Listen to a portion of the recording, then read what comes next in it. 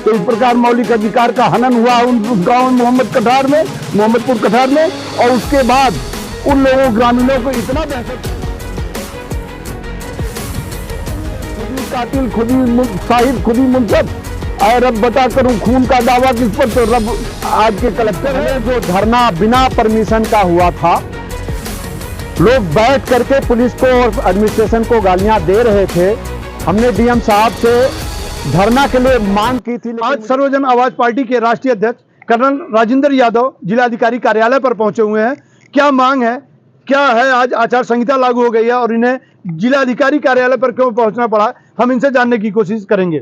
Sir, क्या मामला था कि आज आपको यहाँ आना पड़ा?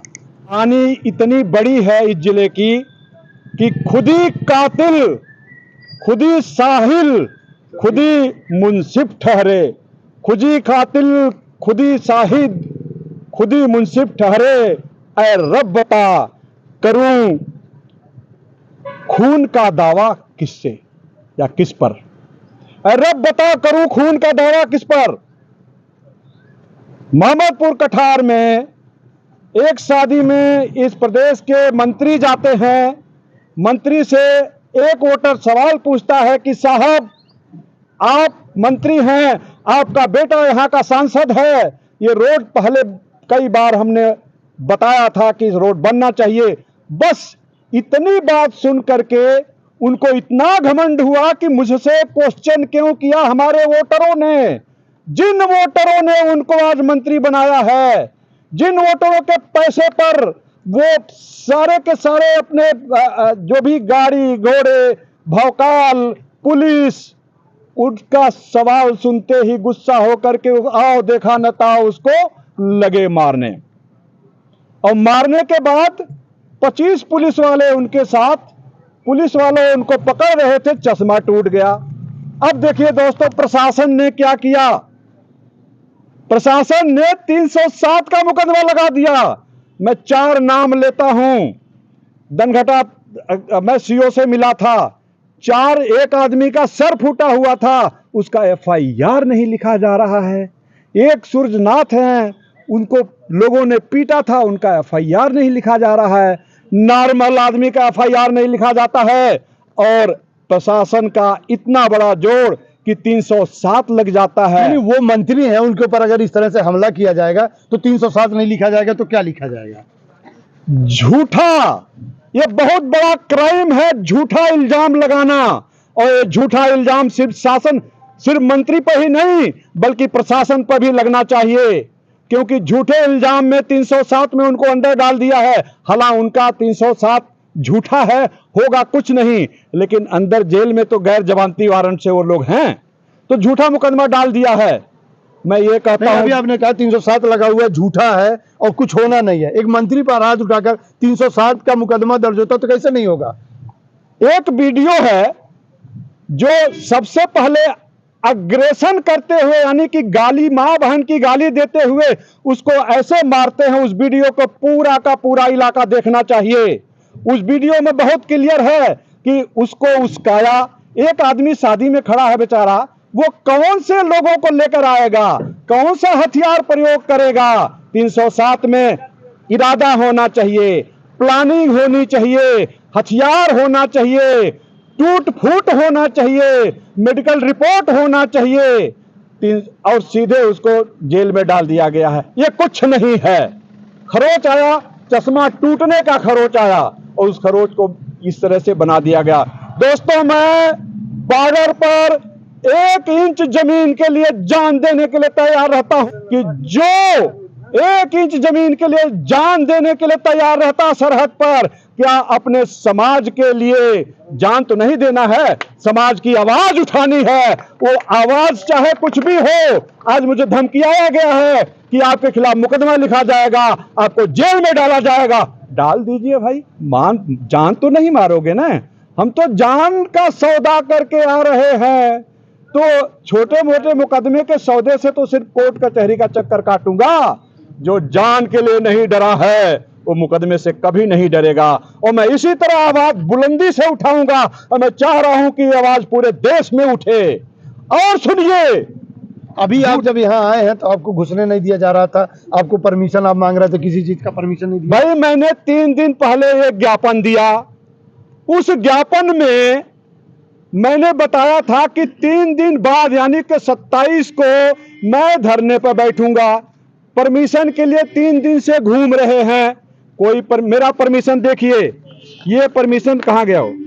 नहीं, आचार संहिता में कैसे परमिशन मिलेगी आपको जब? अरे आचार संहिता में 144 भी हो तो कम से कम अपनी बात तो हम कह सकते हैं। परसों का बात और सुनिए, आचार संहिता की बात कर रहे हैं मेरे सामने।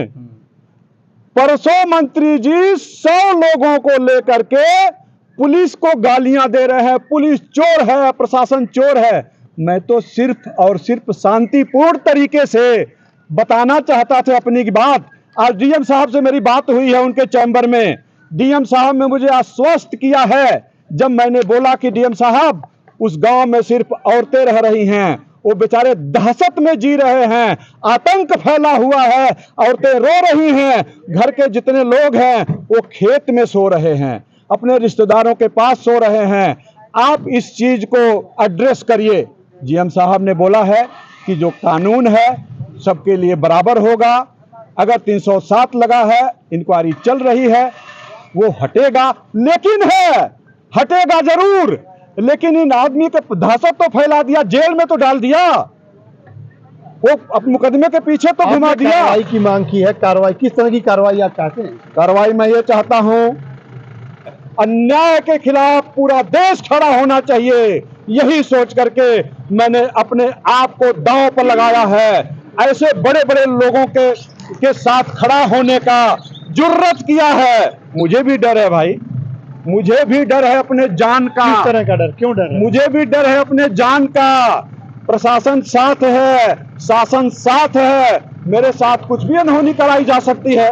अगर मैं किसी के खिलाफ जाऊंगा जो कि नहीं, हम मंत्री से खतरे की बात कर रहे हैं। मंत्री तो बेचारे सीधे साधे हैं, वो कहते हैं कि मुझे कहीं भी लोग, तो उनके बेटे को लोगों ने रास्ते से जो निकाल दिया, कहीं जाते हैं प्रचार करने के लिए वहां से, तो फिर इतने कमजोर व्यक्ति को कैसे आप खतरा बता सकते हैं कि वो खतरा है उनसे? आप खतरा ऐसे है कि आपने कहानी सुना होगा, भस्मासुर को जिस तरह से शंकर जी ने वरदान दिया, तो भस्मासुर ने क्या किया कि शंकर जी के पार्वती के ऊपर ही हाथ डालना चाहा।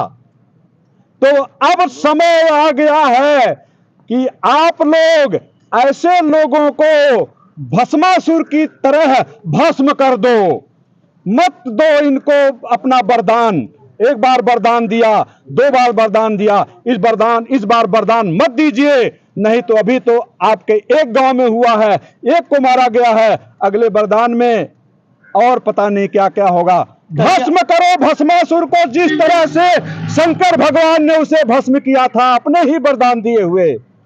अच्छा, आप तो ये कहते हैं कि इस तरह की बातें राजनीतिक थी, लेकिन अब आप आकर यहाँ पर एक प्रार्थना पत्र दे रहे हैं अपने समाज के उद्धार के लिए, लेकिन अब आप कह रहे हैं कि आशीर्वाद में, कहीं ना कहीं ये राजनीतिक तो नहीं मामला है? देखिए, ये राजनीति हर इंसान के जिंदगी में राजनीति है, घर में भी राजनीति है, राजनीति के बिना कोई जी नहीं सकता है, तो राजनीति करना कोई बुरी बात नहीं है। अगर समझदार लोग समझते हैं कि असत्य के खिलाफ खड़ा होना राजनीति है, तो मैं राजनीति कर रहा हूं।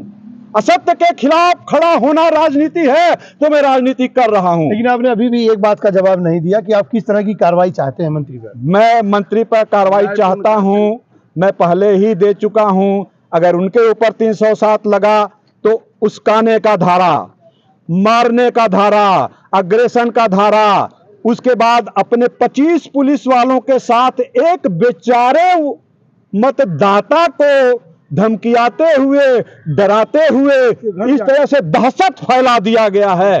इनके खिलाफ भी वही कार्रवाई हो जो उस गांव के लोगों के खिलाफ हुआ। एक, दूसरा 307 धारा को तुरंत हटाया जाए।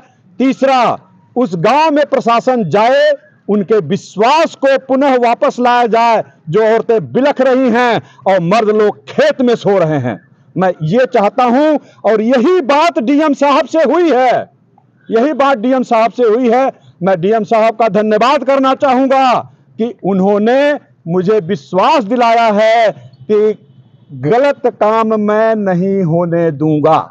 चलिए, अब इनसे पूरी बातें हो गई, काफी लंबी खबर हो जा रही है, लेकिन इन्होंने जो है एक प्रार्थना पत्र देकर जिलाधिकारी को यह अवगत कराया कि वहां पर जो मंत्री के साथ जो हाथापाई हुई है वो गलत तरीके से पेश किया जा रहा है। फिलहाल इन्होंने जिलाधिकारी को प्रार्थना पत्र दिया है। अब देखने वाली बात होती है कि जिलाधिकारी उस प्रार्थना पत्र पर किस तरह से कार्रवाई करते हैं। हालांकि इन्होंने जो है मंत्री पर ही आरोप लगाते हुए कहा कि जो धाराएं अन्य लोगों पर लगी है वो मंत्री के ऊपर भी लगनी चाहिए। फिलहाल जो सोशल मीडिया में वीडियो रन कर रही है उसका हवाला देते हुए इन्होंने जो जिलाधिकारी को एक पत्र दिया है। अब जिलाधिकारी इस पर क्या एक्शन लेंगे ये आने वाला वक्त बताएगा। बने रहिए सिटी समाचार से।